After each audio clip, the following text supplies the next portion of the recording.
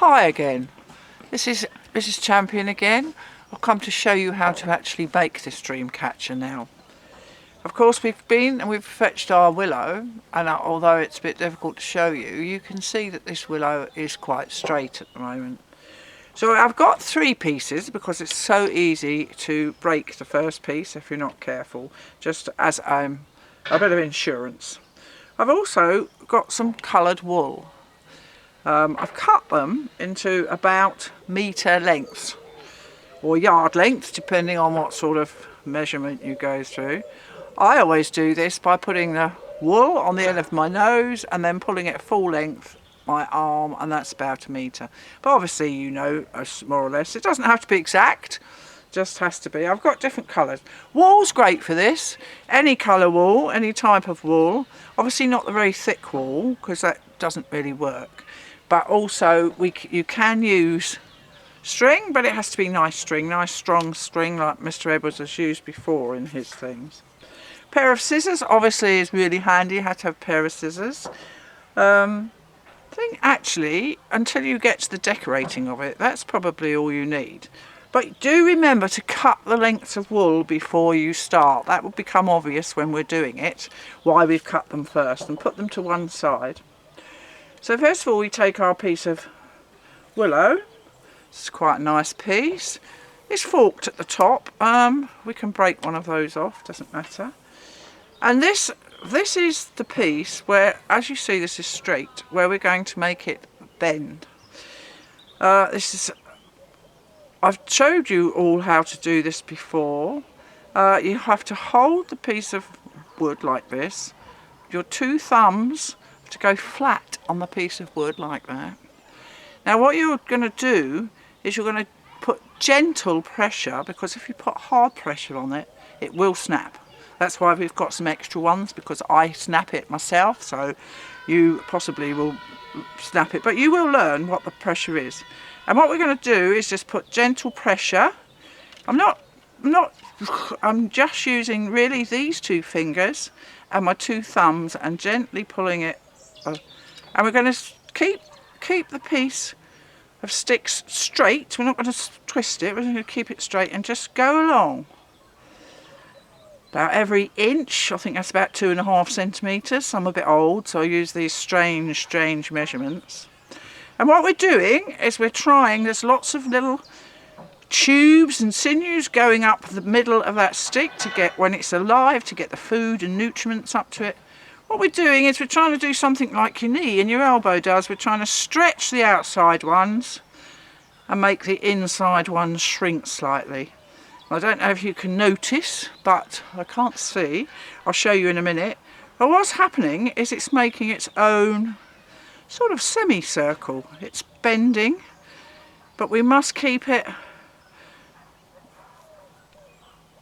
in the same position, so the bend keeps going round the corner, if you see what I mean. This is something you will learn. A lot of the children already know how to do this, but you have to just keep it steady. Obviously when you come to the thinner pieces of wood, you don't have to put much pressure on it at all. Just a little tiny bit of pressure, just to make sure those tubes and things inside this piece of wood are bending for you. And when you get to this very tiny bit at the end, don't do that at all, because if you do that it'll just break off. So now we've got a sort of curly piece of wood. I can't get it all in the camera because I can't go any lower than that. But then what we're going to do now is we're going to take the heavy end and we're going to weave it into a circle. So we're going to bend it really gently, because this is where it might snap as well. Although it doesn't look like a circle at the moment, it's more of an oval. Sometimes it stays in that shape. Sometimes as you work it, it might come circular, but it doesn't matter. It doesn't have to be a perfect circle. And this also is a bit where you have to be a little bit careful.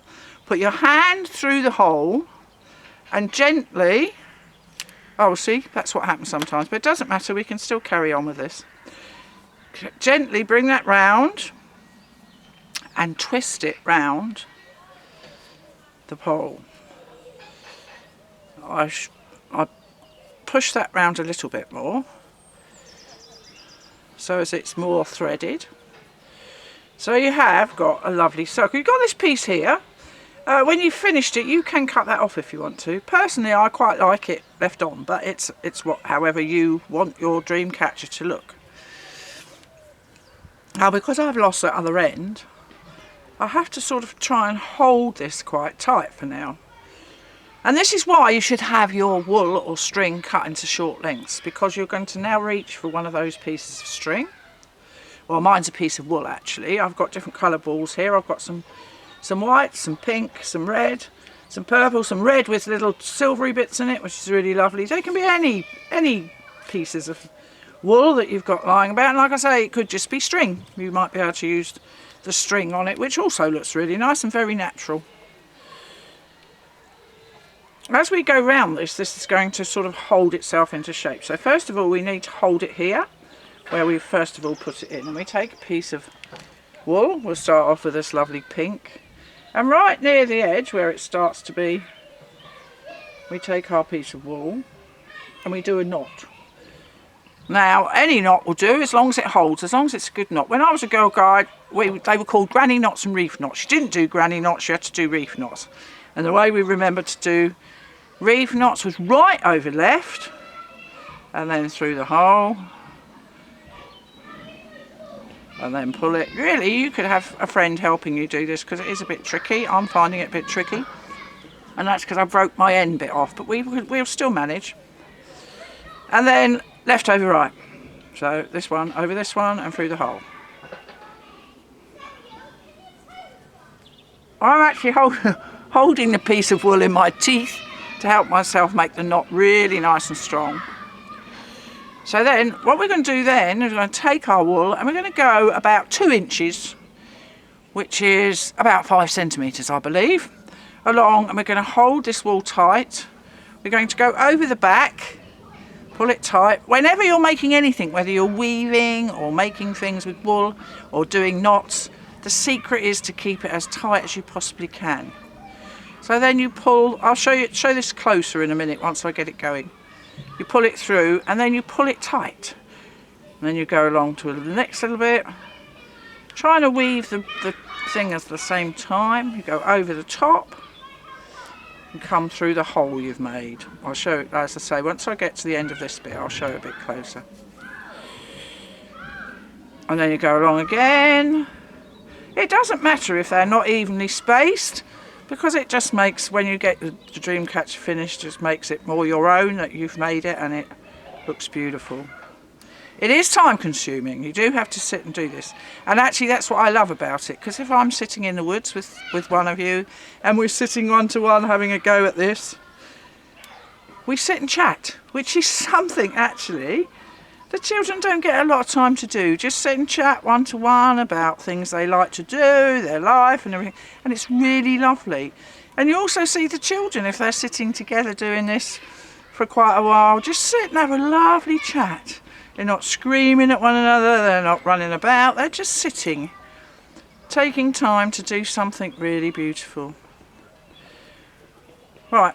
Ideally, when you do this, I can't do it again, so I'm a bit short of time, but this should be a bit longer. It should really go to about there. But I think that's going to hold because our knots are quite tight. Oh dear, excuse me. Right, so then we just carry on. Go round the wall and push it through the hole.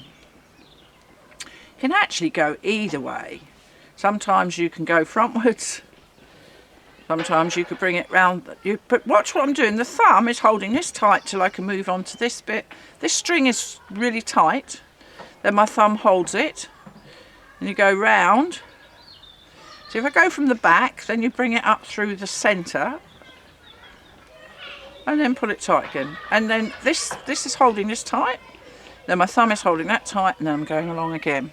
I try and bring it up so you can possibly see maybe a bit nearer. Don't know, but you have to go round the wood and back up through the hole you've made.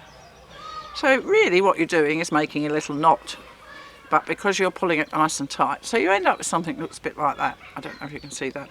Can you see that? Anyway, when you get, I'll do one more, another, and push the wool through the loop you've made.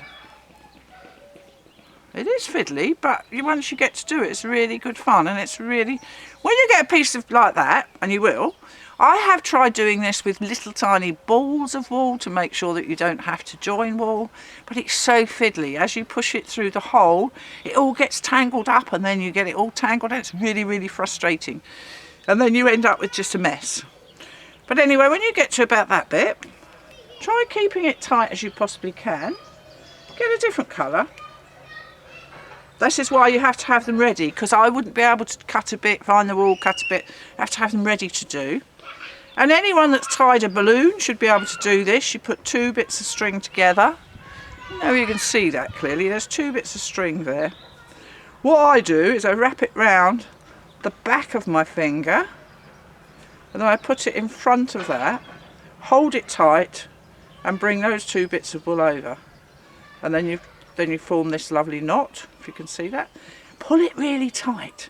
You will end up with some extra bits, but that doesn't matter. You can either leave them on and sort them out when you're finished, or you can cut them off if you want to, like that. But just make sure that's nice and tight. So then you go back to this, and you pull it along, you go round, pull it back through the loop. These things, by the way, the actual circle, willow or chestnut can be used to make absolutely anything. You could make headdresses with it. If you put a couple of them on, they can put leaves and things in between, and you just have to make sure the circle fits on the head like that, and it makes a really beautiful headdress. We make Christmas wreaths with it. With those you need 2 or 3 pieces of willow or chestnut or whatever you can. Hazel you can use if it's still nice and pliable. Any wood that's green but pliable. Then you do it, and then you exactly the same, but because you have more gaps and because it's bigger, you can stick bits of holly in it. We did it this Christmas. We managed to get some done, and they looked absolutely beautiful. And of course in the woods, especially the woods we go to, there's loads of holly. So we could use all that, and there was loads of ivy. And we took some red ribbon with us, and you can put, if you want to, red beads or something. When you come to this bit, make sure you do a piece which goes underneath the bit sticky out bit, and push that through. In case you get a little bit hung up, that little bit's in the way, just snip it off. Doesn't matter.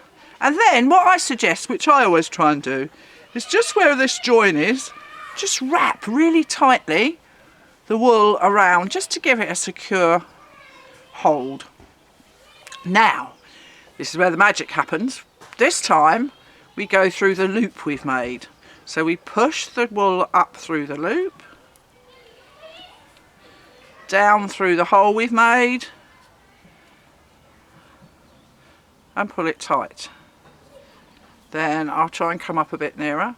The next loop you pull down, push the wool through. It is fiddly, it's really fiddly. You will find when you first ever go at this, you'll get in all sorts of tangles. If you've got a lovely adult with you, or maybe an older sibling, sister or brother, they might be able to help you out. You can always undo, if you mess it up, you can always go back and undo what you've done and start again, and pull it. So you keep going around like that. I don't want to make this video too long and boring for you, but I do just want to show you a little bit more. With these, you can do any sort of decoration. Once you've finished doing your weaving on the inside, you can maybe turn wool around the outside, which a lot of the children do, and it looks really lovely. You can add things to it. I'll show you what I've done with mine in a minute, because I have, like I made one earlier to show you. But then you keep going round. And I'll do another close-up on the camera if I can.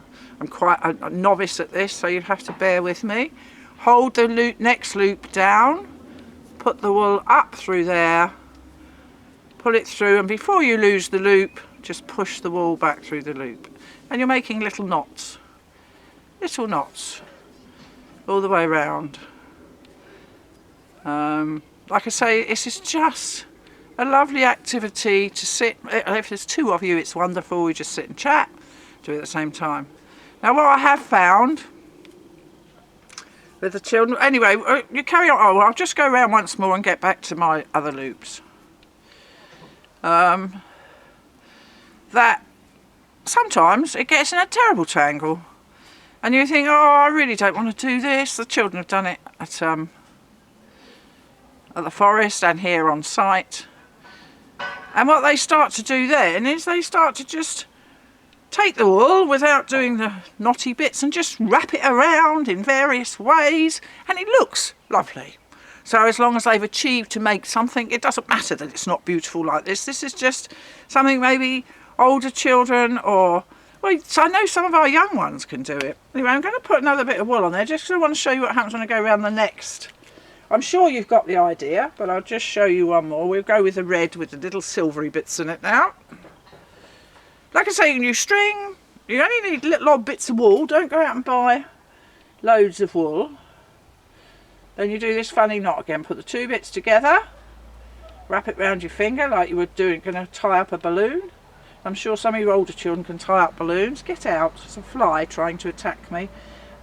Push the two bits of string. Pull that over. And once again, tight. Make sure everything you do is held nice and tight and the knots are nice, and because the other, just a little while ago I made one, went like that and it just came apart. But that doesn't matter, we can tie it back up, it doesn't matter. Nothing matters. As long as you're enjoying yourself. And if you find this too frustrating, just put it to one side, go and do something else.